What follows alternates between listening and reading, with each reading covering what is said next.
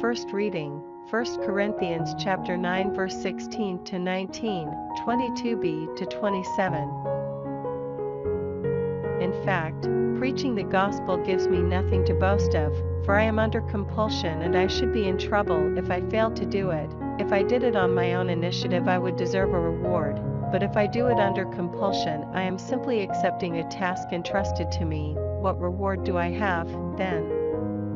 That in my preaching I offer the gospel free of charge to avoid using the rights which the gospel allows me, so though I was not a slave to any human being, I put myself in slavery to all people, to win as many as I could. To the weak, I made myself weak, to win the weak.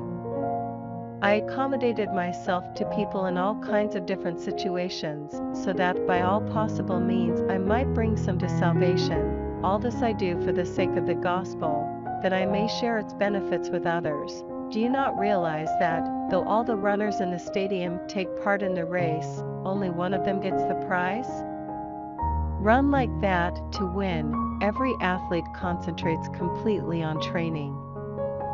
And this is to win a wreath that will wither, whereas ours will never wither. So that is how I run, not without a clear goal, and how I box, not wasting blows on air. I punish my body and bring it under control, to avoid any risk that, having acted as herald for others, I myself may be disqualified.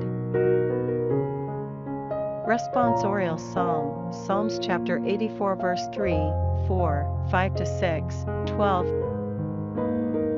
Even the sparrow has found a home, the swallow a nest to place its young. Your altars, Yahweh Sabaoth, my King and my God. How blessed are those who live in your house, they shall praise you continually. Blessed those who find their strength in you, whose hearts are set on pilgrimage. As they pass through the valley of the balsam, they make there a waterhole, and a further blessing, early rain fills it. Yahweh Sabaoth. Blessed is he who trusts in you. Gospel, Luke 6 verses 39 to 42. He also told them a parable. Can one blind person guide another? Surely both will fall into a pit. Disciple is not superior to teacher, but fully trained disciple will be like teacher. Why do you observe the splinter in your brother's eye and never notice the great log in your own? How can you say to your brother, Brother, let me take out that splinter in your eye, when you cannot see the great log in your own? Hypocrite!